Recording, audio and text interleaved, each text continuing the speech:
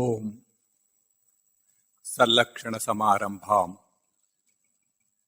చిదానందేతి మధ్యమాం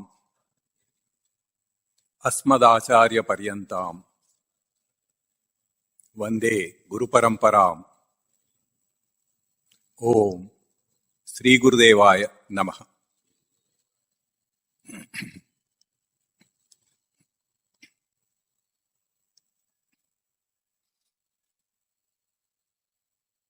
రెండు వారాలు ఖాళీ వచ్చేటప్పటికి అంతా మర్చిపోయారా? ఇంకా గుర్తుందా?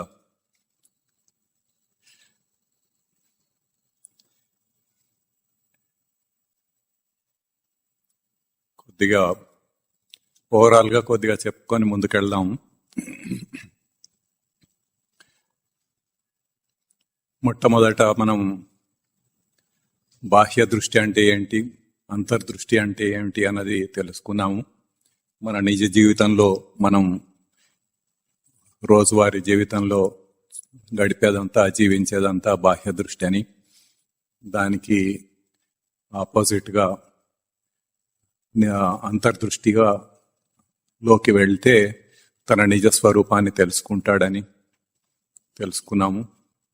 అట్లాగే ఈ అధ్యాత్మ విద్య యొక్క ధ్యేయం శాశ్వత సుఖాన్ని పొందటమని, తర్వాత దుఃఖాన్ని నివృత్తి చేసుకోవటమని, తన నిజ స్వరూపంలో నిలిచి తృప్తిగా ప్రశాంతంగా ఉండటమే మన ధ్యేయమని చెప్పుకున్నాము.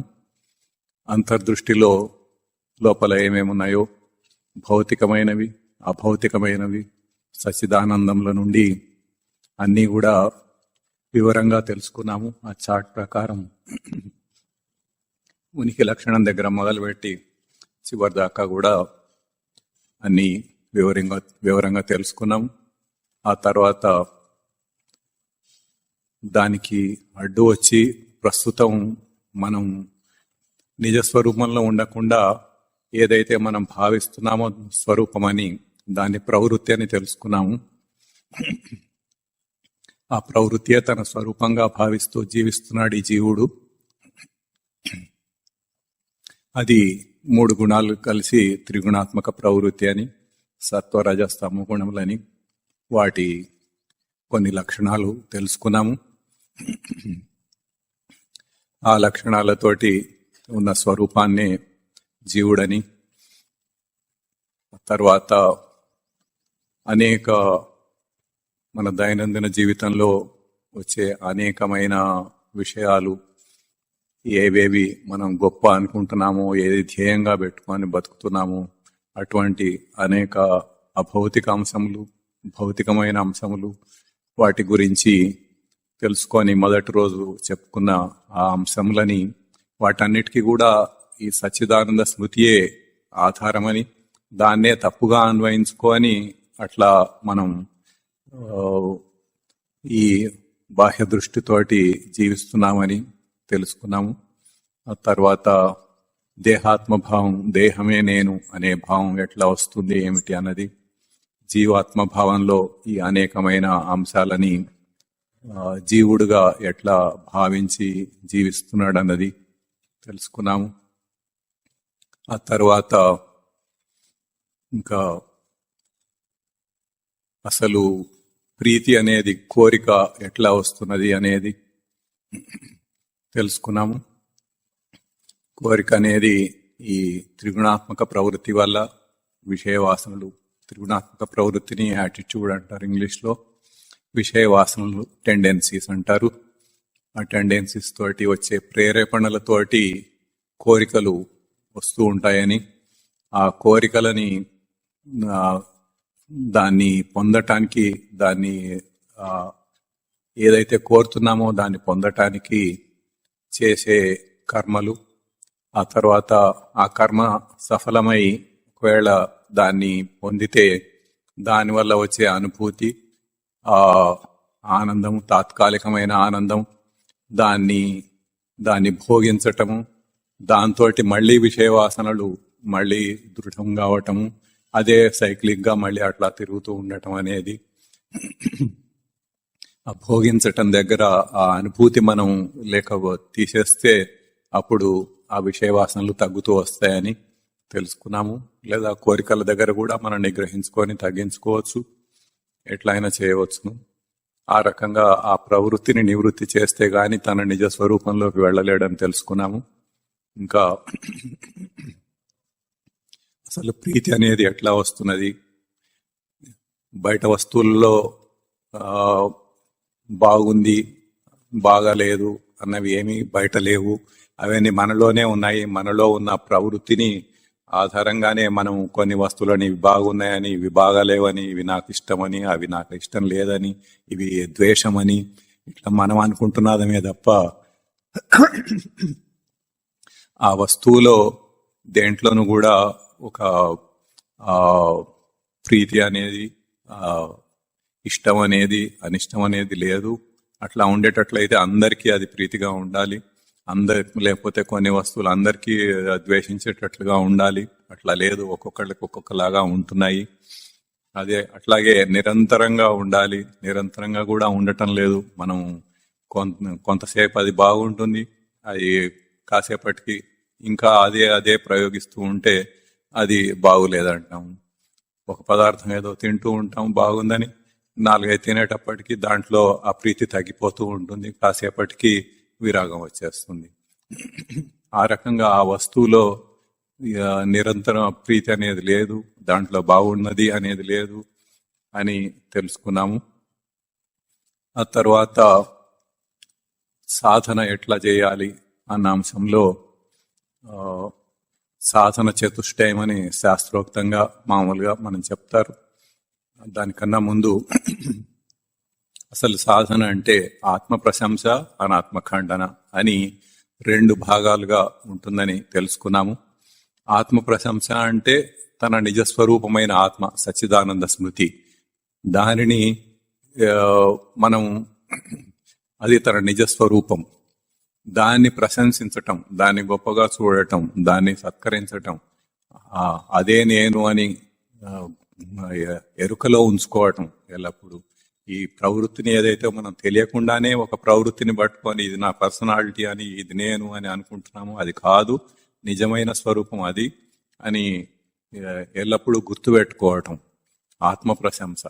అది ఎప్పుడు ఎరుకలో ఉంచుకోవటం ఆత్మ ప్రశంస. అనాత్మఖండమన అంటే ఈ ఆత్మ కానివన్నీ అనాత్మములు. ఈ సృష్టిలో మొత్తం ఈ ప్రపంచంలో ఎక్కడ చూసినా ఆత్మ కానిది ఏదైతే ఉన్నదో అదంతా కూడా అనాత్మమే. ఆ అనాత్మని ఖండించటం అన్నది ఇవి 2 ముఖ్యమైన పాదాలు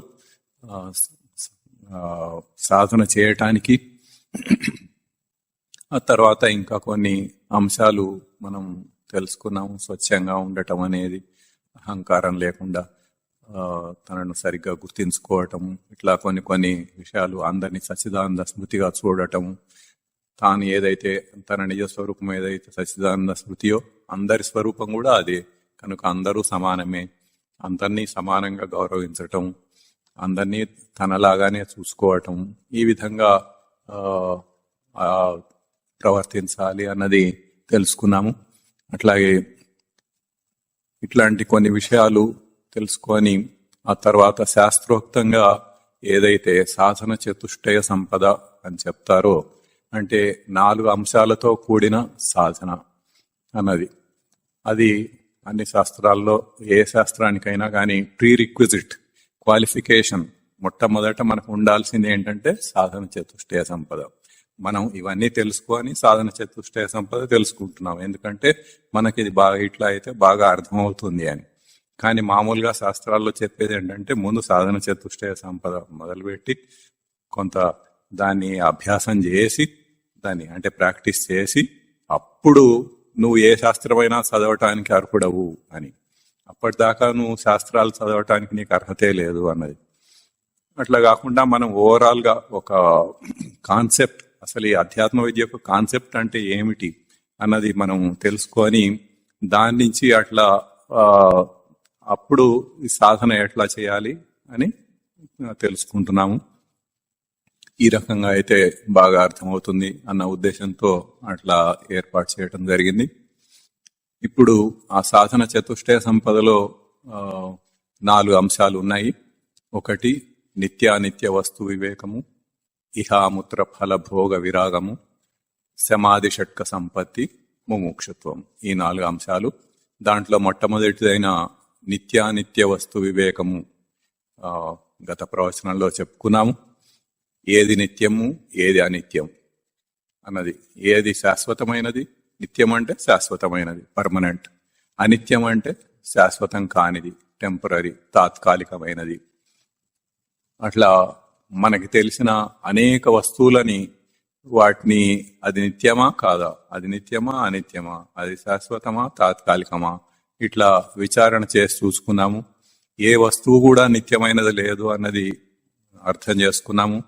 అట్లాగే అభౌతికంగా చూసినా కూడా ఈ భౌతికమైనవే కాకుండా, ఫిజికల్ వే కాకుండా నాన్ ఫిజికల్ అభౌతికమైన వాటిలో కూడా ఎక్కడా కూడా మనం మొదటి రోజు చెప్పిన బాహ్య దృష్టిలో చెప్పిన అనేక అంశాలు ఏదైతే మనకి అదే మన జీవితానికి పరమావధి అన్నట్లుగా మనం బ్రతుకుతున్నామో బాహ్య దృష్టితోటి, ఆ అంశాలను తీసుకొని ఆ అంశాలు కూడా అవి నిత్యమైనవా అనిత్యమైనవా, శాశ్వతమైనవా తాత్కాలికమైనవా, పర్మనెంటా టెంపరీగా, అట్లా చూసుకుంటూ వచ్చాము.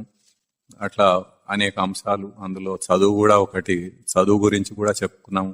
దొంగలు కూడా దోచుకోలేనిది చదువు అని మామూలుగా అందరు అంటుంటారు. దాని గురించి కూడా మనము విచారణ చేసి చూసుకున్నాము.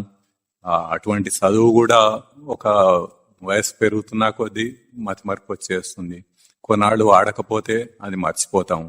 మనం ఏదైతే చదువుకున్నామో అదే మనం దానికి సంబంధించినదే మనం పనిచేస్తూ ఉంటే అది ఎప్పుడు మన మనసులో ఉంటుంది, మనకి గుర్తుంటుంది.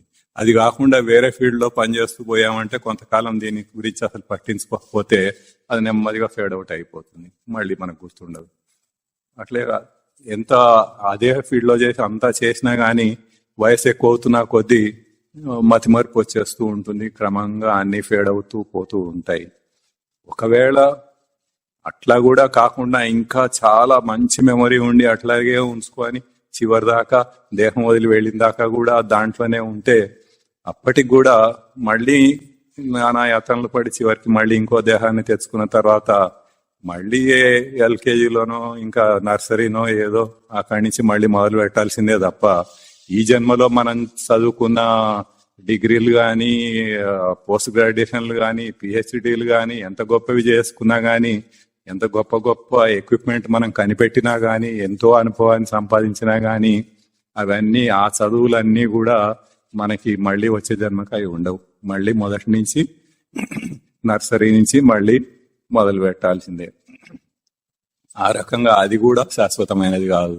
ఇట్లా అనేక విషయాలను మనం విచారణ చేసి చూసుకున్నాము. ఏది శాశ్వతం కాదు, అన్ని తాత్కాలికమైనవే అన్నది. అట్లా ఇంకా భౌతికమైన వాటిలో కూడా మనం చిన్న చిన్న వస్తువుల దగ్గర నుంచి అతి పెద్దదైన ఈ మొత్తం విశ్వం, కాస్మాస్, యూనివర్స్, అది మొత్తం కూడా శాశ్వతంగా ఉంటుందా అంటే ఉండదు. శాస్త్ర ప్రకారంగా చూసినా అది కొన్ని లక్షల కోట్ల సంవత్సరాలకి సృష్టి ప్రళయం అయిపోతుంది, అన్నీ పోతాయి. మళ్ళీ అన్ని కోట్ల సంవత్సరాలకి మళ్ళీ మొదలవుతుంది, మళ్ళీ వస్తాయి. సైన్స్ ప్రకారం చూసుకున్నా గానీ సైంటిస్టులు ఎన్నో ప్రయోగాలు చేసి వాళ్ళు ఒక చూసాయగా కొంత కనిపెట్టారు. దాని ప్రకారం అయినా గానీ ఈ మొత్తం విశ్వం అంతా కూడా కంటిన్యూస్ గా కాస్మాస్ అంటారు ఇంగ్లీష్ లో, అదంతా కూడా కంటిన్యూస్ గా ఎక్స్పాండ్ అవుతుంది అని, అట్లా చాలా కాలం ఎక్స్పాండ్ అయిన తర్వాత మళ్ళీ ఒక స్టేజ్ లో అది మళ్ళీ కంట్రాక్ట్ అవుతుంది అని, మళ్ళీ ఆ పెరిగినది మళ్ళీ దగ్గరకు వచ్చేసి ఒక పాయింట్ దగ్గరకు వచ్చేస్తుంది అని. ఎట్లా అయితే పుట్టిందో అట్లాగే మళ్ళీ పెరిగి మళ్ళీ అట్లా క్షీణిస్తూ మళ్ళీ ఒక పాయింట్కి వచ్చేస్తుంది అన్నది. ఏదైతే ఆది మధ్యాంతములు ఏదైతే ఒకటి మొదలైందో దానికి ఆది మధ్యాంతములు అనేవి ఉంటాయి. మొదలవటం అనేది ఆది, ఆ తర్వాత మధ్య, అది అంతం, దానికి అంతం తప్పదు. మొదలైన దానికి అంతం తప్పదు, ఆది మధ్యాంతములు. అట్లా ఈ సృష్టి మొత్తం కూడా ప్రళయం అయిపోయి మళ్ళీ వస్తుంటుంది. అట్లా ఎన్నో సైకిల్స్ అవుతూనే ఉంటాయి.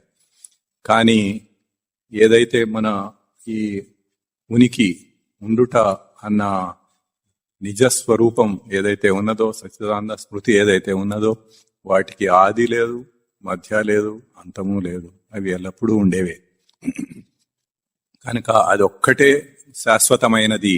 ఈ మిగతావన్నీ కూడా అశాశ్వతమైనవి, తాత్కాలికమైనవి, టెంపరీవి అని తెలుసుకున్నాము.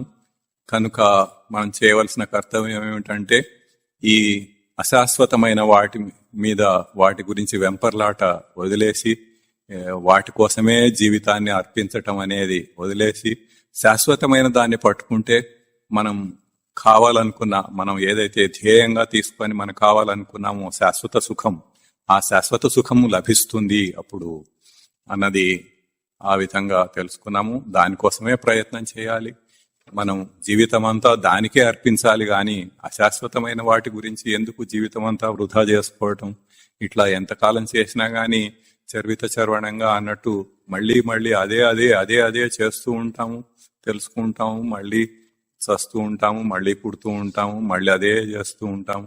ఎంత ఎంత కాలానికైనా, ఎన్ని జన్మలకైనా అట్లా కొంత కొంత అనుభవం వచ్చి మళ్ళీ ఈ స్టేజ్కి రాయాలి. ఈ దారిలోకి రావాల్సిందే తప్ప వేరే ఇంకొక మార్గం అనేది లేనే లేదు. ఈ అట్లా కాకుండా మనం ముందే ఒక కొంత అర్హత సంపాదించిన తర్వాత ఆధ్యాత్మ విద్య యందు మనకి ఆసక్తి కలుగుతుంది. కలిగినప్పుడు దాన్ని సరిగ్గా తెలుసుకొని దాన్ని ఆచరించితే, అప్పుడు దానికి కావలసిన సాధన చేస్తే, అప్పుడు మన ఆధ్యాత్మికమైన పురోభివృద్ధి అనేది చాలా ఫాస్ట్ గా అయిపోతుంది. చాలా తొందరగా మనం మన టార్గెట్ శాశ్వత సుఖాన్ని పొందటము అనేది, నిజస్వరూపంలో నిలిచి తృప్తిగా ప్రశాంతంగా ఉండగలగటం అనేది మనం పొందగలుగుతాము. అందుకని దాని గురించి మన జీవితాన్ని అర్పించి దానికోసమే మనం పనిచేస్తూ ఉండాలి అన్నది ఈ నిత్యానిత్య వస్తు వివేకంలో మనం విచారణ చేసి తెలుసుకున్న సత్యం.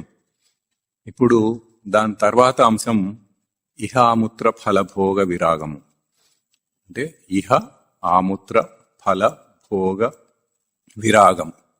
ఇహ అంటే ఈ లోకంలో, అముత్ర అంటే ఇంకా ఏదో పైలోకాలలో మనం ఏదైతే ఉన్నాయని ఊహించుకుంటున్నామో, స్వర్గలోకం అని, అదని ఇదని, ఆ లోకాలలో ఫల, దానికి సంబంధించిన కర్మలు చేయటం వల్ల వచ్చే ఫలము, దాని ఆ ఫలం యొక్క భోగం, దాన్ని భోగించటం నందు విరాగము. విరాగము అంటే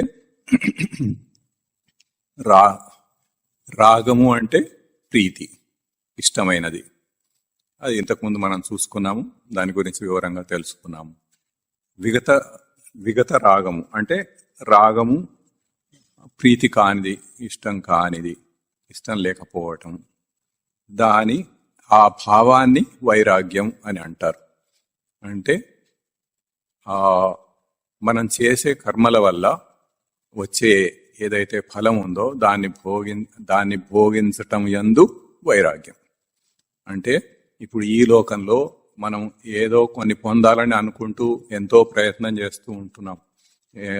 డబ్బు సంపాదిస్తే ఎన్నో సుఖాలు వస్తాయని అనుకొని డబ్బు సంపాదించడానికి నానా ప్రయత్నాలు చేస్తున్నాం. మన జీవితం అంతా దాని మీదనే స్పెండ్ చేస్తున్నాం.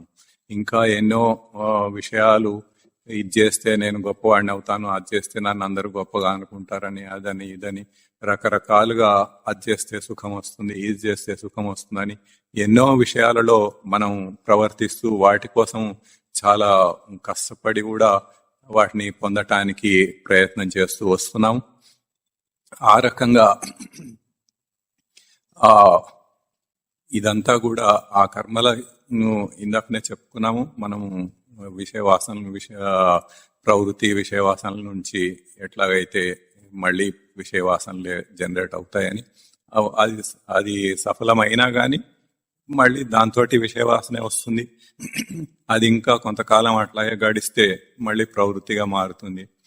మళ్ళీ విషయవాసనలు ప్రేరేపిస్తుంటాయి, కోరికలు వస్తుంటాయి. అది అట్లాగే ఆ సైకిల్ తిరుగుతూ ఉంటుంది అని చెప్పుకున్నాం. అట్లాగే ఈ ఈ మనం చేసిన కర్మలకి ఫలంగా ఏదైతే ఒక భోగం వస్తుందని అనుకుంటున్నామో ఆ భోగం అది తాత్కాలికంగా మనం సుఖం వచ్చిందని అనుకుంటాం, కాసేపు కూడా ఉండదు. అది మళ్ళీ పోతుంది, మళ్ళీ మొదలు. ఆ భోగాన్ని అటువంటి దాని యందు విరాగము అంటే దాని యందు ఇష్టం లేకపోవటం, ప్రీతి లేకపోవటం. వైరాగ్యం అంటే ఆ భావాన్ని వైరాగ్యం అంటారు. మామూలుగా వైరాగ్యం అన్న పదం మామూలుగా అందరూ వాడుతూనే ఉంటారు, కానీ దాని నిజమైన అర్థం ఇదన్నమాట. రాగము, ప్రీతి, విరాగము అంటే విగత రాగం, రాగం లేకపోవటం. దాని తర్వాత వైరాగ్యం, ఆ విరాగం అనే భావం, దాని వైరాగ్యం అంటారు. ఇప్పుడు ఈ లోకంలో ఇట్లా ఎన్నో మనం చేస్తూ వస్తున్నాం.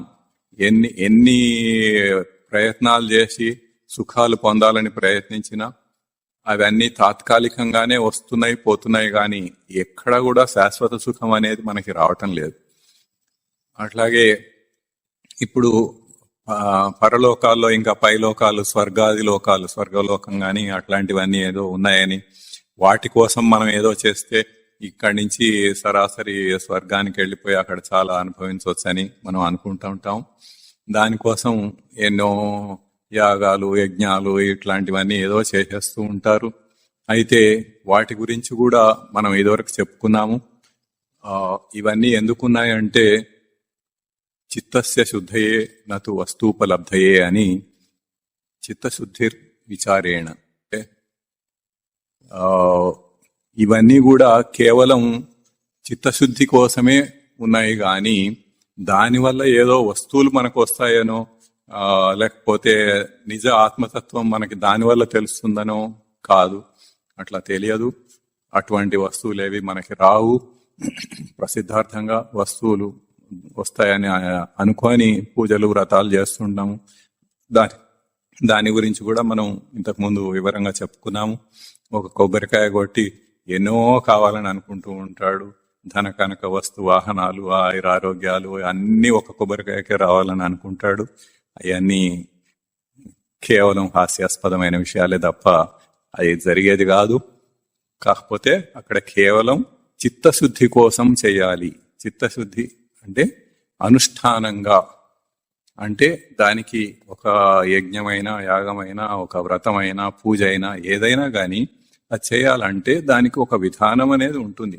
దాన్ని ఎంత శుద్ధిగా మనం ఎట్లా చేయాలి అనేది, దాన్ని ఆ శౌచాన్ని ఎట్లా పాటించాలి అనేది, దానికోసం మనం కావలసిన వస్తువులన్నీ ఎట్లా సేకరించాలి, అవన్నీ ఎట్లా శుచిగా ఉండాలి, ఎక్కడ పడితే అక్కడ ఏది పడితే అది తీసుకొచ్చేసి భగవంతుడికి అర్పించకూడదు. అట్లా అర్పించామంటే మనలో ఉన్న భావం అది అన్నదే తెలుస్తుంది తప్ప అక్కడ ఆ భగవంతుడు అట్లా ఉన్నాడని అనుకున్నా గాని అట్లా అది శుచి కాదు. భగవంతుడు అంటే శుచి స్వరూపం.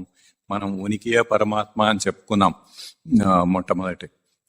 ఆ పరమాత్మ స్వరూపం అటువంటిది కాదు, అది శుచి అయిన స్వరూపం.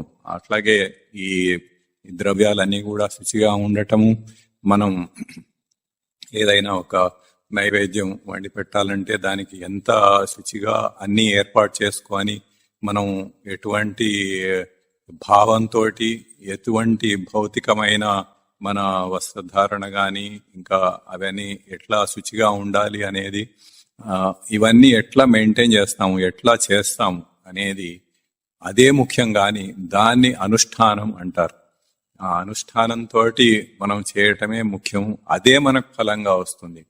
ఏదైతే ఆ శుచి అన్నది మనము పొందుతామో దాంతో లోపల ఈ బయట మనం చేసే అనుష్ఠానంతో లోపల మన మనసు కూడా శుచిగా అవుతూ ఉంటుంది, మన బుద్ధి కూడా శుచిగా అవుతూ ఉంటుంది. అటువంటి బుద్ధి ఇంకా పెంపొందుతూ ఉంటుంది. అట్లా శుచి చేసుకుంటూ పోతూ ఉంటే అప్పుడు ఈ ప్రవృత్తిని మనం ఎదుర్కోగలుగుతాము. దాన్ని తగ్గించి ప్రవృత్తిని నివృత్తి చేసుకునే ప్రయత్నం జరుగుతుంది. అది జరుగుతుంది. ఆ రకంగా కేవలం అనుష్ఠానం కోసం ఇవన్నీ చేయవలసిందే తప్ప వేరే ఇంకోటి ఏదో పొందుతామనో లేకపోతే వేరే దీంతోటే మొత్తం అసలు తన వాస్తవతత్వం అర్థమయ్యో తెలిసిపోతుందనో కాదు. ఇవన్నీ అయిన తర్వాత దీంతో పాటు మళ్ళీ జ్ఞానం కూడా ఉండాలి. జ్ఞానం లేకుండా ఎప్పటికీ అది వాస్తవ తత్వాన్ని, తన నిజ స్వరూపాన్ని తెలుసుకోలేము. అది ఆత్మబోధలో పాకస్య వహ్నివత్, జ్ఞానం వినా పాకస్య వహ్నివత్ అని ఒక శ్లోకం వస్తుంది. అంటే ఏదైనా ఒక పదార్థాన్ని పాకం చేయాలంటే, వంట చేయాలంటే దాంట్లో ఏమేమి ఇంగ్రీడియంట్స్, ఏమేమి పదార్థాలు కలిపినా గానీ చివరికి అక్కడ అగ్ని అనేది లేకపోతే, మంట పెట్టకపోతే అక్కడ వంట అనేది కుదరదు. అట్లాగే మనం ఇవన్నీ ఎన్ని చేసినా గానీ జ్ఞానం అనేది తప్పనిసరిగా ఉండవలసిందే. జ్ఞానంతో పాటుగా ఇవన్నీ చేయాలి. జ్ఞానంతో పాటుగా భక్తితో కూడా అడ్వాంటేజెస్ మనం ఇంతకుముందు చెప్పుకున్నాము. మనం పూర్తిగా ఆ భగవంతుడికి మనం సరెండర్ అయిపోతే, ఆ పరమాత్మకి సరెండర్ అయిపోతే మనలో ఉన్న ఆ ఈగో, అహంకారం అనేది, నేను వేరు నేను అని వేరే ఒక పర్సనాలిటీని, ఒక ప్రవృత్తిని పట్టుకొని ఇది పర్సనాలిటీ అని మనం క్రియేట్ చేసుకొని దాంతో మనం జీవితాలు గడుపుతున్నామో అది తీసేయాలి. ఆ నేను అన్న భావం, నేను వేరు అన్న భావం పోవాలి. ఉన్నది ఒక్కటే సచ్చిదానంద స్మృతి, అది అందరిలోనూ ఉన్నది, అదే అంతటా ఉన్నది, సర్వవ్యాపి, అంతటా అదే ఉన్నది అన్నది రావాలంటే నేను అన్న ఒక భావం ఏదైతే ఉందో, దేనితోటైతే మనం ఇప్పుడు బతుకుతున్నామో అది పోవాలి. అది పోతే గాని ఇది జరగదు. అది చివరిగా కావలసినది అది. దానికి భక్తి చాలా ఉపయోగపడుతుంది. అట్లా భక్తి అనేది ఉండాలి. కానీ అల్టిమేట్ గా జ్ఞానం లేకుండా కేవలం భక్తి ఉన్నా సరిపోదు. అట్లాగే ఈ అనుష్ఠానం ఇవన్నీ చేస్తూ ఉంటే అన్ని రకాలుగా మనకి ఉపయోగపడుతుంది. అంతే. అట్లా చిత్తశుద్ధి కోసమే ఈ కర్మ. గాని మనం ఏదో స్వర్గానికి వెళ్ళిపోయి అక్కడ రంభ ఊర్వశీలను పట్టుకొని డాన్స్ చేస్తామని కాదు, అక్కడ ఏదో వస్తుందని కాదు. ఇంతకు ముందు మనం తెలుసుకున్నాము, ఈ దేహం వదిలి వెళ్ళిపోయిన తర్వాత తన ప్రవృత్తి ఏదైతే ఉందో, యాటిట్యూడ్, దాంతోటే వెళ్తాము. అదే యాతనా శరీరం అని. మన ప్రవృత్తిలో ఏవేవైతే బాగా పెంచుకొని వెళ్తూ ఉంటామో అదే అక్కడ మనల్ని చాలా కష్టాలకు గురి చేస్తుందని. మనం ఏదో కావాలనుకుంటామో అక్కడ దేహం ఉండదు అది చేయటానికి, అది పొందటానికి. దేహం లేకపోతే ఎట్లా పొందుతాడు? దాంతో అట్లాగే చాలా యాతన పడుతూ ఉంటాడు. కోరిక తీవ్రంగా ఉంటుంది. ఆ విషయవాసనలతోటి కోరికలు వచ్చేస్తూ ఉంటాయి. ఎందుకంటే తను అభౌతిక స్వరూపంగా వెళ్తాడు. ఈ మనసు, బుద్ధి, చిత్తం, అహంకారం ఇవన్నీ మనతో పాటు, అదే నేను అనుకొని అది తనతో పాటు, తన ప్రవృత్తితో పాటు అవన్నీ వస్తూ ఉంటాయి. కాబట్టి లోపల ఆలోచించుకోవటానికి అవన్నీ వస్తూ ఉంటాయి, ఆ ప్రేరేపణ వస్తూ ఉంటుంది. కానీ అక్కడ అనుభవించటానికి దేహం లేదు, ఏది చేయటానికి దేహం లేదు. అప్పుడు ఎంత ఎక్కువ ప్రవృత్తి ఉంటే వాడు అంత కష్టపడుతూ ఉంటాడు. అదే నరకం. ఎంత ప్రవృత్తి ఎంత తగ్గించుకొని అట్లా వెళ్ళగలిగితే వాడికి అంత తక్కువ ఈ కష్టాలు ఉంటాయి. అదే స్వర్గం. ఇంకా పూర్తిగా తీసేసుకుంటే అసలే పరమాత్మలో లీనమైపోతాడు. అది చివరి స్టేజ్, చివరి మెట్టు. అయితే ఈ మధ్య కాలంలో కూడా మనకి ఎంత ప్రవృత్తి ఉంది అనే దాన్ని బట్టే మనం ఈ విధంగా ఆ నరకయాతన అనేది, ఇప్పుడు ఏదైతే మనకి పురాణ కథల్లో చెప్పారో, యమధర్మరాజు అక్కడ బాండీలో కాగుతున్న నూనెలో వేసి వేయిస్తాడని, కొడతాడని, అదని ఇదని ఏదైతే వాటన్నిటికీ కూడా తత్వార్థాలు ఉంటాయి. అవి మనకి కొంచెం అడ్వాన్స్డ్ లెవెల్కి వెళ్ళి, కొంచెం ఉన్నత స్థాయికి వెళ్ళి అవన్నీ తెలుసుకుంటే దాని అర్థమేంటో, దాని నిజమైన అర్థమేంటో మనకే తెలుస్తుంది. ఇది కేవలం సామాన్యులకి ముందు సులభంగా ఒక భక్తి భావాన్ని కలిగించటానికి, ఒక మోరల్ కండక్ట్ పెంపొందించడానికి చేసిన ఏర్పాటు. దాంతో మన శాస్త్రాల్లో అన్ని స్థాయిలకి సరిపోయేటట్లుగా, అన్ని స్థాయిల వాళ్ళు ఎదగటానికి పనికొచ్చేటట్లుగా అన్ని లెవెల్స్ లో శాస్త్రాలు ఉన్నాయి. అయినా కానీ ఇదేదో తక్కువ లెవెల్ అన్నది కాదు, దాంట్లో చెప్పినవి అబద్ధాలేమీ కావు. కానీ దాని వెనక ఉన్న తత్వార్థాన్ని గ్రహిస్తే అది నిజంగా ఏంటో మనకి తెలుస్తుంది. అట్లా కాకుండా ఉన్నది ఉన్నట్టుగా అట్లాగే తీసుకుని మనం ఎవరితోటన్నా మాట్లాడుతున్నప్పుడు అవతల భావం ఏమిటి అన్నది ఏ భావంతో మాట్లాడుతున్నది మనం గ్రహిస్తామా లేదా? అట్లా కాకుండా మాటకు మాటలాగా తీసుకోం మనం.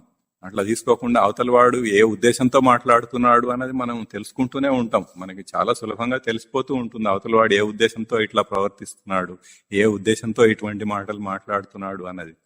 అదే దాంట్లో ఉండే గూఢమైన అర్థం. అట్లాగే ఈ కథల వెనుక కూడా ఒక తత్వార్థం అనేది ఉంటుంది ప్రతిదానికి. ఆ తత్వార్థం ఏమిటి అన్నది తెలుసుకుంటే అప్పుడు దాని సత్యత్వం ఏంటో మనకి తెలుస్తూ ఉంటుంది. ఆ రకంగా మనము తెలుసుకొని అప్పుడు ఈ చాలా లో లెవెల్ తక్కువ స్థాయి వాళ్ళ కోసం చెప్పినవే అని అనుకున్నప్పటికీ దాంట్లో కూడా చాలా ఉన్నతమైన తత్వమే ఉన్నది అన్నది మనకు అర్థం అవుతుంది.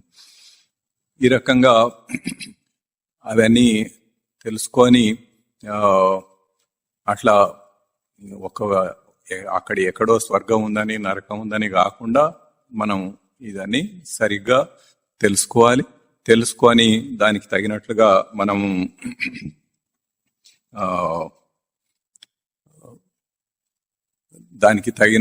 మనము అర్థం చేసుకోవాలి.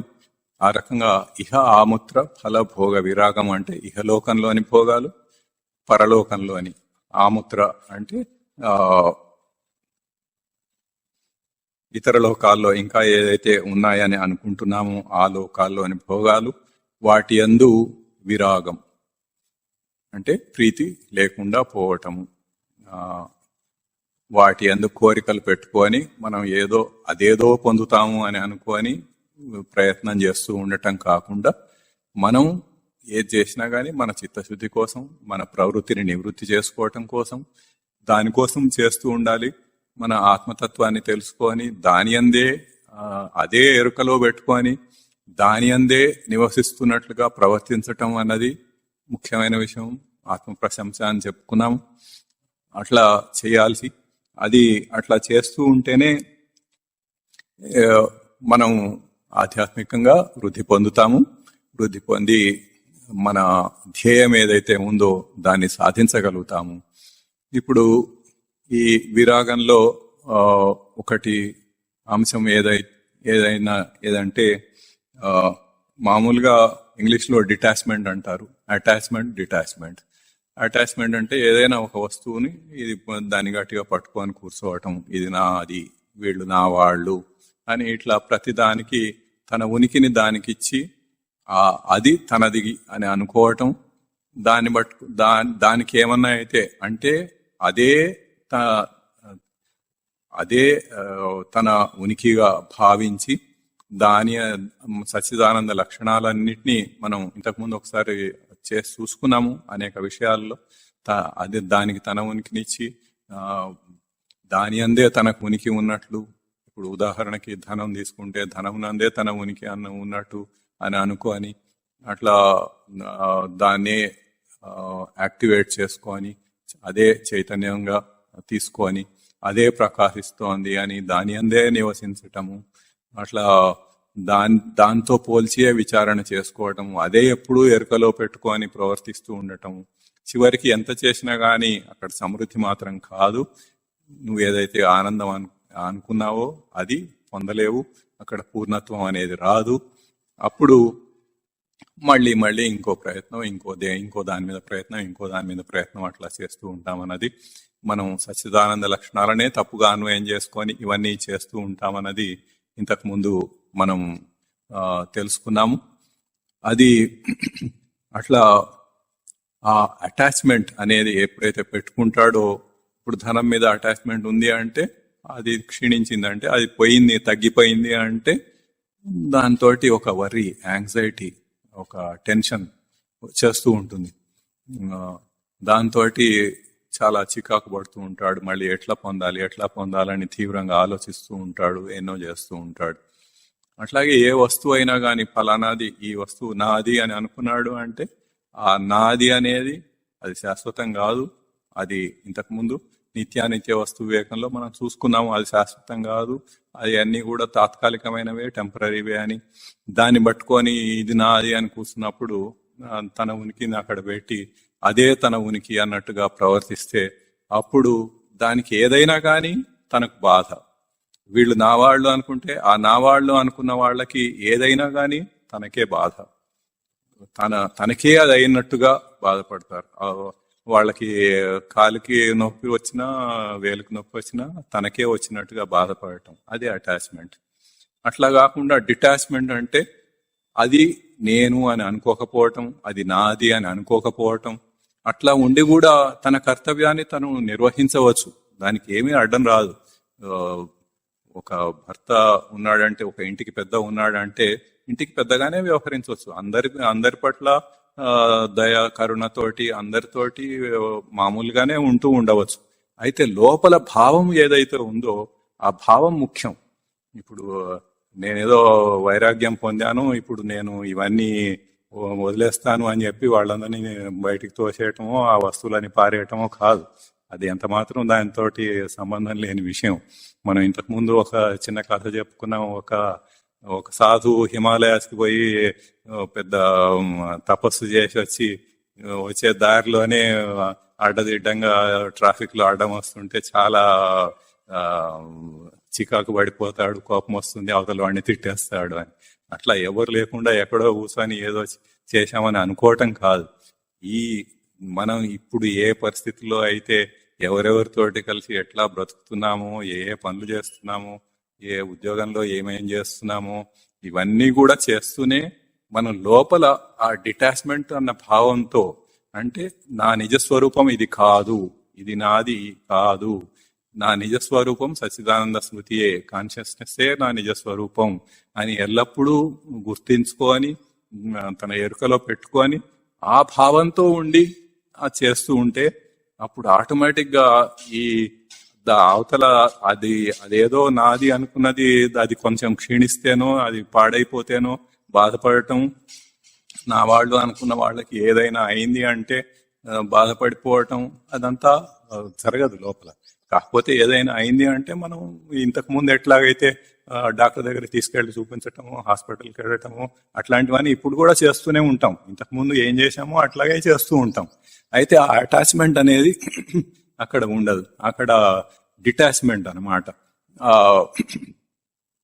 నా ఆసక్తి అనేది దాంతో తగులుకొని ఉండటం, సక్తం అంటే తగులుకోవటం, దాంతో తగులుకొని ఉండటం అనేది ఇప్పుడు ఉండదు. అది లేకుండా తనకు తాను చేయవలసినవన్నీ చేస్తూనే ఉంటాడు. ఇదివరకు ఎట్లా చేశాడో తన కుటుంబ సభ్యుల పట్ల ఇప్పుడు అట్లాగే చేస్తాడు. ఉద్యోగంలోకి వెళ్తే, ఆఫీస్లోకి వెళ్తే అక్కడ తన ఇతర కొలీగ్స్ తోటి, ఇతర సహ ఉద్యోగులతోటి ఎట్లా అయితే ప్రవర్తించేవాడో ఇప్పుడు అట్లాగే ప్రవర్తిస్తాడు, ఫ్రెండ్స్ తోటి ప్రవర్తిస్తుంటాడు. అయితే లోపల భావం మాత్రం ఒక డిటాచ్మెంట్ భావం ఉంటుంది. అదే నేను అని అనుకోడు. నా నిజస్వరూపం వేరు, అట్లాగే అవతలవాడి నిజస్వరూపం కూడా వేరు. నా నిజస్వరూపం ఏదో, అవతలవాడి నిజస్వరూపం కూడా అదే. ఆ సచ్చిదానంద స్మృతి, ఆ కాన్షియస్నెస్ అతని స్వరూపం కూడా. ఆ రకంగా ఇద్దరం ఒకటే. ఆ రకంగా నేను అదే, అతను అదే. అక్కడ నేను అతను అనే ఆ విభాగం అనేది లేదు, అంతా ఒకటే.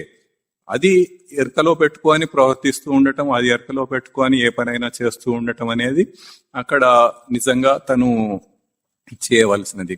అట్లా చేస్తూ ప్రవర్తిస్తూ ఉండటం అనేది దాన్ని ఇంగ్లీష్ లో డిటాచ్మెంట్ అని అంటారు. అది ఏదైనా కానీ ఒకటి జరిగింది అంటే ఓకే, లెట్ ఇట్ గో, వదిలేసేయటం, అది పోని. ఏదైనా పోయిందంటే పోని, వదిలేయటం, అంతే. దాని గురించి బాధపడాల్సిన అవసరం లేదు. ఎందుకంటే ఏది తాత్కాలికమైనది కానీ ఏది శాశ్వతమైనది కాదు. ఇప్పుడు నిత్యానిత్య వస్తు వివేకంలో అదే మనం విచారణ చేసుకున్నది.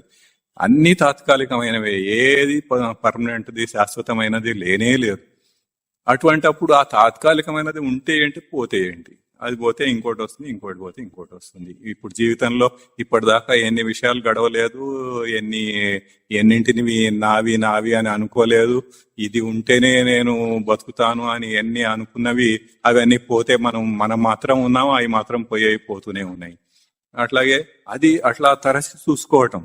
తన గత జీవితంలో ఏమేం జరిగినాయో నిజమైన సంఘటనలు, తన ఓన్ సంఘటనలు, తన సొంతంగా ఏం జరిగినాయో ఆ అనుభవాలని గుర్తు తెచ్చుకొని ఇప్పుడు మనం ఏదైతే తెలుసుకుంటున్నామో దాంతో పోల్చి చూసుకొని, అవును ఇది ఇట్లా జరిగింది కరెక్టే, ఇది కాదు, అది ఒకప్పుడు ఈ ఫలానా స్నేహితుడు లేకపోతే అసలు నేను ఉండలేను అని అనుకున్నాడు, ఆ కాలేజ్ అయిపోయిందో, ఆ స్కూల్ అయిపోయిందో, ఇంకో హైయర్ లెవెల్కి పోయాడో, ఉద్యోగానికి పోయాడో, ఆ స్నేహితుడు పోయాడు, ఇప్పుడు ఆ స్నేహితుడు లేడు, తను ఉన్నాడు.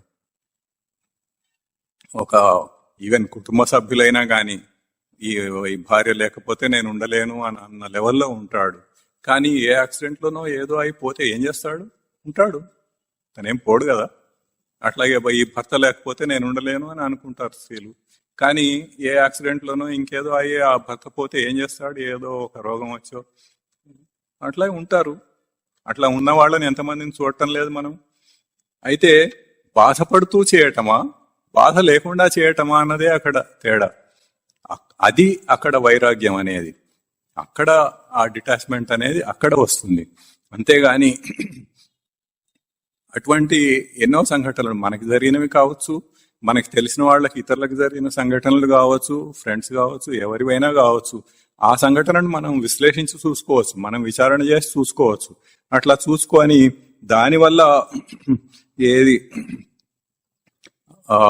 అవన్నీ పోతున్నాయి, నేను ఉన్నాను, అవన్నీ నిత్యం కాదు, నిత్యమైనది సచ్చిదానంద స్మృతి ఒక్కటే, ఉనికి ఒక్కటే, అది అదే పరమాత్మ, అదే నా నిజ స్వరూపము, అదే శాశ్వతము, నేను అదే నేను అన్నది గుర్తుపెట్టుకొని, ఇవన్నీ తాత్కాలికమైనవని మనం ఏదైతే నిత్య వస్తు వివేకంలో మనం చూసుకున్నామో అది గుర్తు తెచ్చుకొని ఆ దుఃఖం, బాధ అనేది లేకుండా ప్రశాంతంగా గడపవచ్చు, ప్రశాంతంగా జీవించవచ్చు.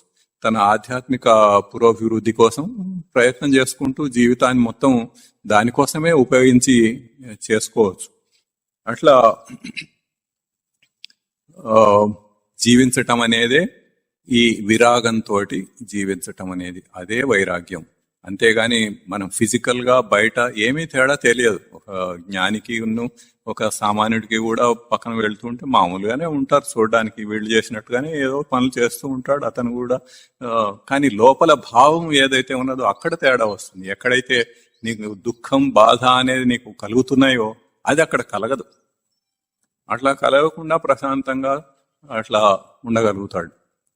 అది అక్కడ తేడా వస్తుంది. ఇంకొక అంశం దీని గురించి మనం తెలుసుకోవాల్సింది, శ్రేయస్సు ప్రేయస్సు అని రెండు ఉంటాయి. ఈ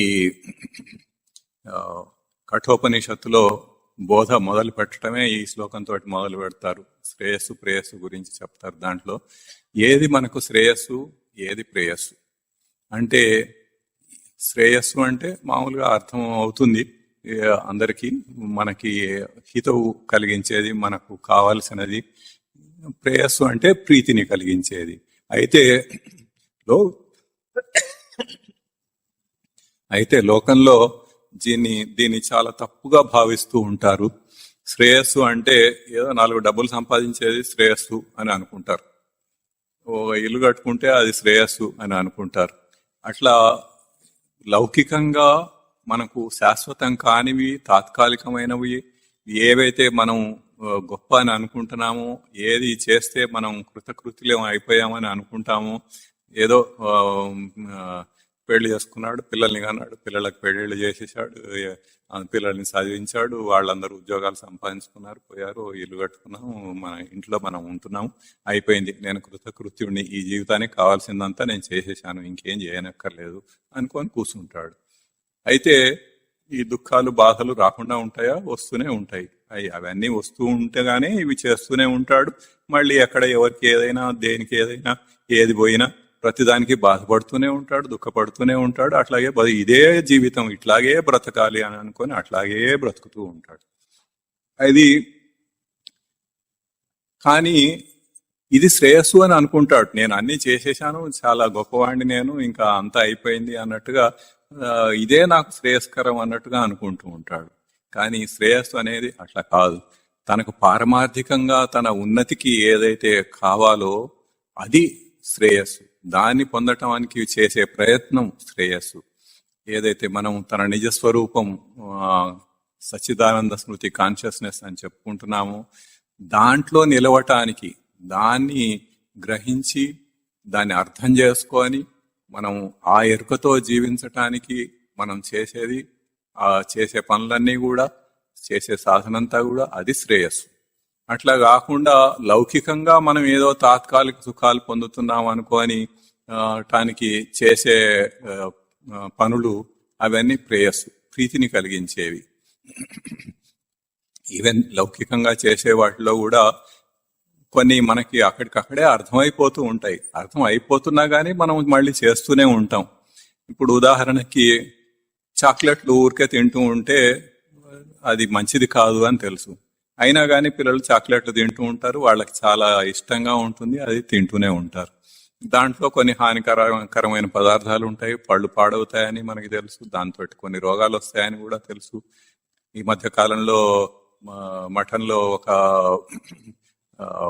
ఒక సాధకుడు మామూలుగా ఇట్లా పంచే అది కట్టుకొని పిలక పెట్టుకొని అట్లా ఉండి ఒక చాక్లెట్ ఫ్యాక్టరీ అని ఫ్యామిలీ తోటి వెళ్ళాడు. వెళ్తే అక్కడ ఆ చాక్లెట్లు అన్ని రకరకాలు చాలా పెద్ద డిస్ప్లేలు, ఫ్యాక్టరీ అవుట్లెట్స్ అని ఉంటాయి కదా, అట్లా ఉన్నాయన్నమాట.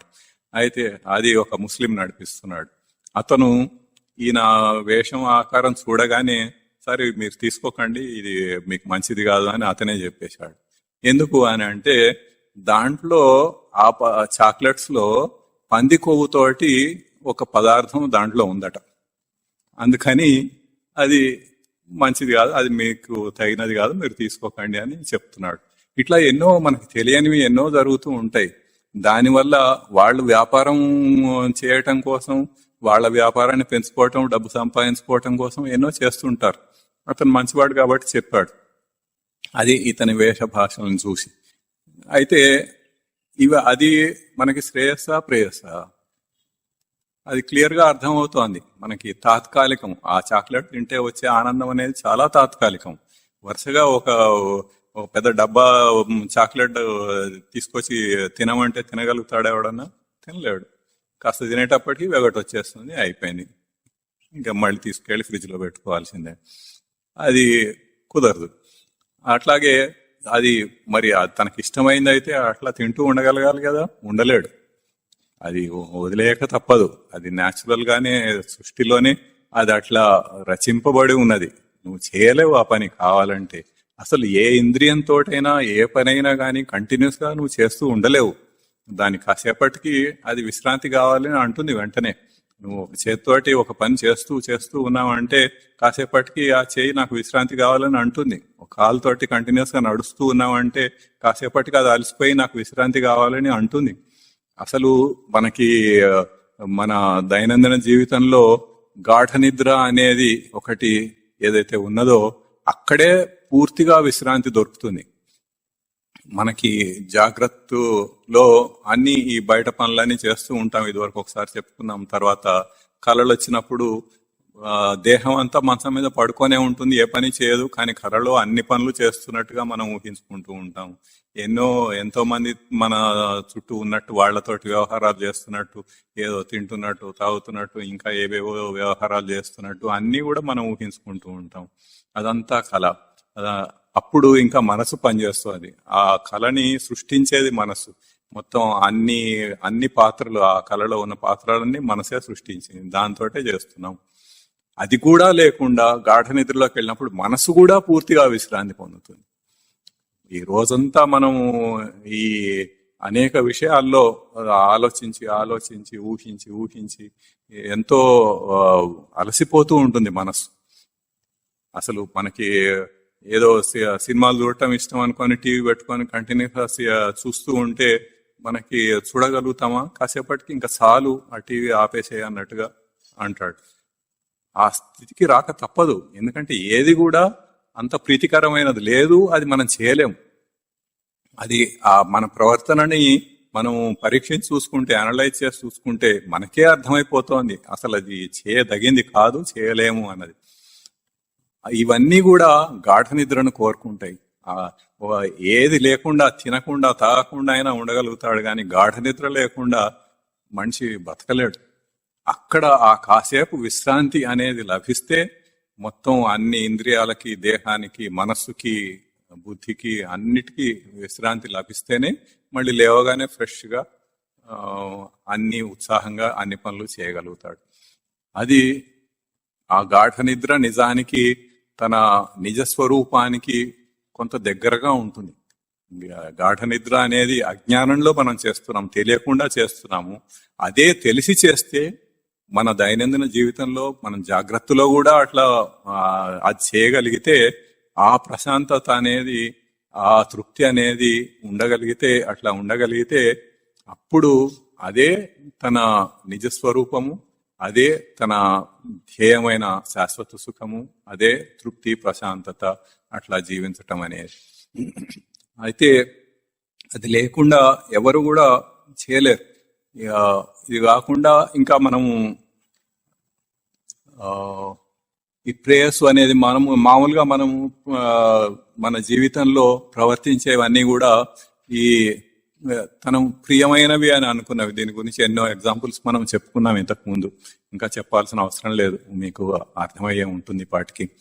అది ఏదో ప్రియమైన వాటిలాగా ఉంటాయి, మనం అది చేయలేము. అక్కడ ఆ వస్తువులో ప్రీతి అనేది లేదు, అది ఉన్నది మన భావంలోనే ఉంటుంది. అయినా కానీ అది కంటిన్యూస్ గా చేయాలంటే చేయలేము. మార్చి మళ్ళీ ఏదో చేసినా గానీ అట్లా కూడా దానికి విరాగం వస్తుంది కానీ అదే చేయలేడు. ఒక వంకాయ కూర ఇష్టం అనుకొని రోజు వంకాయ కూర వండి పెట్టినా తినలేడు. అంటే కంటిన్యూస్ గా కాకపోయినా ఇవాళ ఒకసారి, రేపు ఒకసారి, ఎల్లుండి ఒకసారి తినాలన్నా అట్లా కూడా తినలేడు. దాన్ని చివరికి అది వదిలేసి ఇంకా చాలు ఈ రోజు ఇదేనా అనే స్థితి వస్తుంది అక్కడ తప్పకుండా. అట్లా ఏది కూడా అక్కడ శాశ్వతంగా సుఖాన్ని ఇచ్చేదనేది లేదు. ఇవన్నీ కేవలం ప్రేయస్సులు. ఈ ప్రేయస్సు కాకుండా తనకు శ్రేయస్కరమైనది ఏదైతే ఉన్నదో, తన ఆత్మతత్వాన్ని తెలుసుకోవటం, దాని యందు సాధన చేసి శాశ్వత సుఖాన్ని పొందటం అనేది, తన నిజస్వరూపాన్ని తెలుసుకొని దాంట్లో తృప్తిగా ప్రశాంతంగా ఉండగలగటం అనేది, అది శ్రేయస్సు. దాన్ని మాత్రమే మనం చేయాలి. ఈ తాత్కాలికమైనవి ఏవైతే తప్పుగా మనం ఇది సుఖం అని అనుభవించుకొని అది చేయలేకపోతున్నామో వాటన్నిటినీ విడిచిపెట్టడం వైరాగ్యం. వాటి యందు విరాగం పొందటం అంటే వాటిని విడిచిపెట్టటం. అది ఆ తాత్కాలికమైన సుఖం అది సుఖం కాదు అని మనం తెలుసుకొని అట్లా ప్రవర్తించటం, అదే వైరాగ్యం. ఆ రకంగా ఈ వైరాగ్యం. అట్లాగే ఇంకా ఇంకొక పాయింట్ ఆఫ్ వ్యూలో చూస్తే ఈ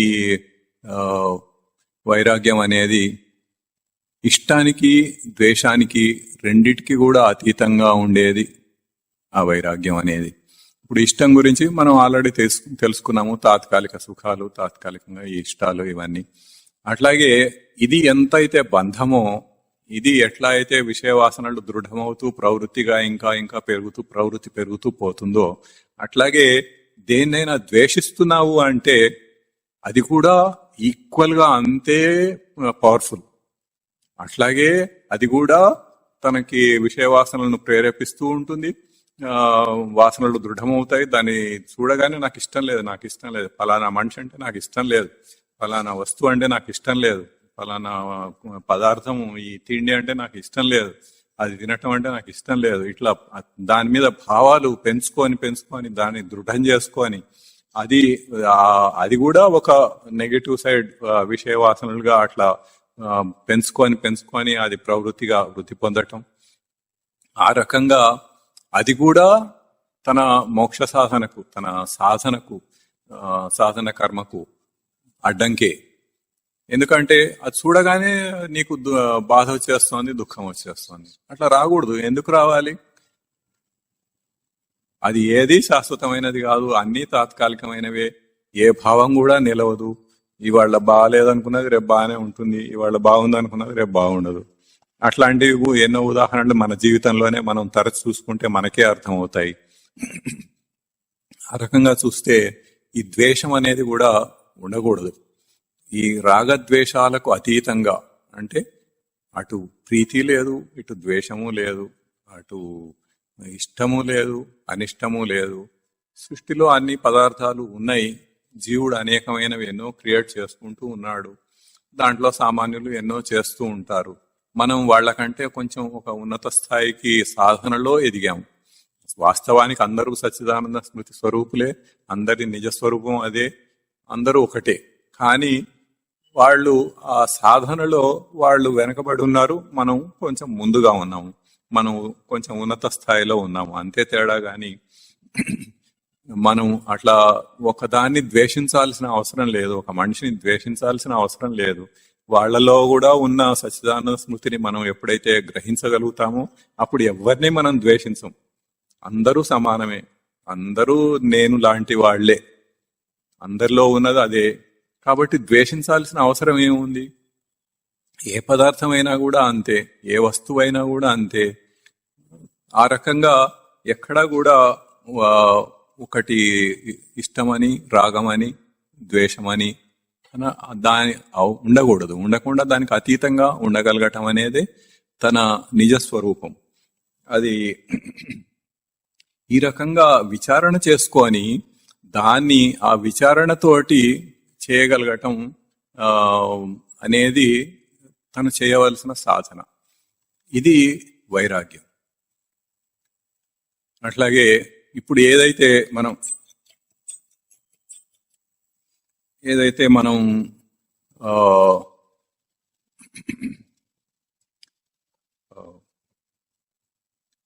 ఇప్పటిదాకా విచారణ చేసుకుంటూ వస్తున్నామో అనేక అంశాల గురించి ఎట్లా విచారణ చేయాలనేది చూసుకొని మనం చేస్తున్నామో, దాన్ని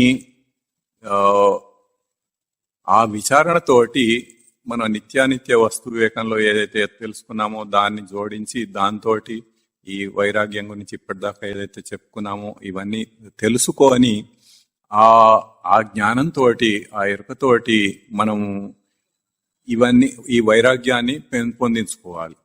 అంతేగాని ఏదో అక్కడ చెప్పారనో లేకపోతే ఇదే అట్లా చేయటమే సాధన అన్నదో అట్లా ఊరికే చేయటం అన్నది కాదు. మనం నిజంగా మన లోపల మనం తెలుసుకొని దాంతో ఒక నిశ్చయానికి వచ్చి దాని గురించి విచారణ చేసి, మనం ఇక్కడ ఏదైతే విచారణ చేసి చూసుకున్నామో అట్లా అనేక విషయాల్లో అనేక అంశాల్లో మీరు విచారణ చేసుకోవచ్చు మీ అంతటా మీరు. అట్లా విచారణ చేసుకొని ఇవన్నీ తాత్కాలికం, ఇవి కాదు, ఈ ప్రీతి అనేది నిజం కాదు, ఈ ద్వేషం అనేది కూడా సరి అయినది కాదు, ఇవి ఉండకూడదు అన్నది ఎవరికి వాళ్లకు వాళ్లే నిశ్చయం చేసుకొని ఆ వైరాగ్యంని, ఆ విరాగ భావాన్ని పొందటం అనేది అది నిజంగా దాన్ని విడిచివేయటం. అంటే అభౌతికంగా లోపల బయట ఏదో అన్ని తీసి బయట పారేయటం అన్నది కాదు. ఇదివరకు ఏవైతే ఉన్నాయో అవన్నీ అట్లాగే ఉంటాయి, మనం ఏం మార్చం. కానీ మనసులో ఆ అటాచ్మెంట్ అనేది లేకుండా తీసి పారేయటం. అది ఎట్లా ఉంటుందంటే, ఒక ఉదాహరణకి మనం వెళ్తూ ఉంటే పైనుంచి ఏదో చెట్టు పైన ఒక కాకి రెట్ట వేసింది అనుకోండి. రెట్ట వేస్తే ఏం చేస్తాము? అది పడేసి కడుక్కుంటాము, ఏదో చేసుకుంటాము, అయిపోతుంది, వెళ్ళిపోతాం. అంతేగాని ఎందుకు? దానికి ఏం విలువ లేదు. దాన్ని పట్టుకొని నేను కాకిరెట్ట పడితే పారేశాను, కాకిరెక్కడను పారేశాను అని మనం అందరికి చెప్పుకుంటామా? ఏదో ఒకటి గొప్పదైతే ఏదన్నా చేస్తే చెప్పుకుంటాం. కానీ అది ఎంత విలువలేని విషయం అంటే దాని గురించి ఎవరికి చెప్పుకోవాల్సిన అవసరమే లేదు. అట్లాగే నేను సన్యసించాను అని చెప్పుకోవటం అనేది కూడా అట్లాగే ఉంటుంది. సన్యసించటం అంటే ఇట్లాగే ఈ వైరాగ్యంతో విడిచేయటం, అభౌతికంగా మనసులో బుద్ధిలో దాన్ని అట్లా విడిచేయటం. అది అట్లా చెప్పుకోవటం అనేది గొప్పతనం కాదు. ఇది ఎంత ఆ కాకిరెట్ట పడితే పడేయటం అనేది ఎంత క్యాజువల్ గా, మామూలుగా, ఎంత స్పాంటేనియస్ గా అప్పటికప్పుడు ఇమీడియట్ గా అట్లా చేసేస్తాడో, వెంటనే అట్లా చేసేస్తాడో, అట్లా ఇవన్నీ వీటి గురించిన భావాలని తెలుసుకొని అది అట్లా చేయటం అనేది అది సన్యాసం అవుతుంది. కానీ ఏదో ఇంకా అదేదో గొప్పగా చేయాలి అని అనుకొని చేయటం సన్యాసం అన్నది కాదు. అట్లా కాకుండా చాలా న్యాచురల్ గా, అట్లాగే స్వచ్ఛందంగా, స్వాభావికంగా అట్లా తీసేయటం అనేది, వదిలేయటం అనేది అది ఆ డిటాచ్మెంట్. వదిలేయటం అంటే ఫిజికల్ గా వదిలేయటం కాదు అని చెప్పుకున్నాము. కేవలం మెంటల్ గా మానసికంగా ఆ అటాచ్మెంట్ని తీసేయటం అంతే. దానికి వేరే కాషాయ వస్త్రాలు ధరించటము అవి వేరే విషయం. అవన్నీ చేయవలసిన అవసరం లేదు. అట్లా చేస్తేనే ముక్తి వస్తుంది అన్నది ఏమీ లేదు. అవన్నీ ఏం లేకుండా కూడా మనసులో ఈ భావాలతోటి మనం ఉండగలిగితే సన్యాసి ఎంత గొప్పవాడో మనం కూడా అంత గొప్పవాళ్ళమే.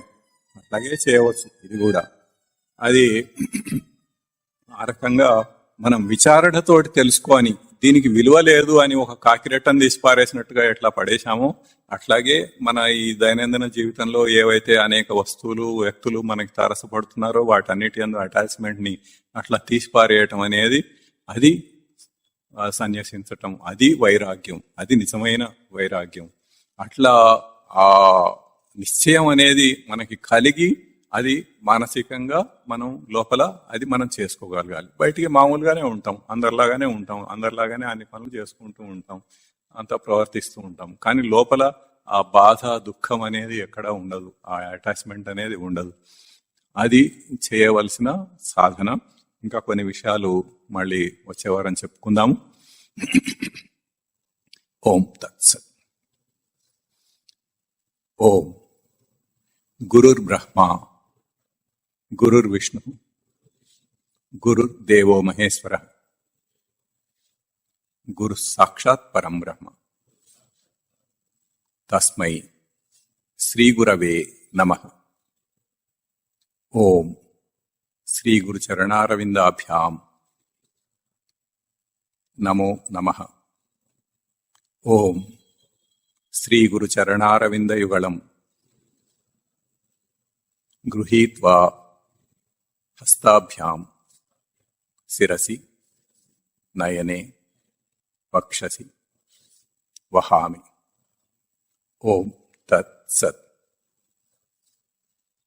ఒక చిన్న ప్రకటన.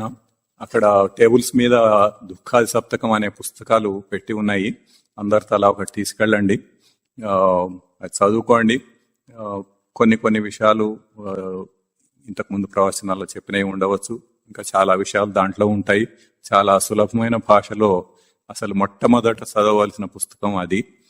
దాన్ని చదివి మీ అంతటా మీరే ఆనందించండి, దాన్ని అర్థం చేసుకోవటానికి ప్రయత్నించండి. ఈ సాధన అని ఏదైతే ఇప్పుడు మనం చేస్తున్నామో అది ఆచరించి చేస్తూ ఉండవలసినది. జస్ట్ కేవలం ఇట్లా విన్నంత మాత్రాన ఏదో అయిపోదు, అది సాధన చెయ్యాలి. దాని గురించి ఇంకా మళ్ళీ వచ్చే వారం చెప్పుకుందాము.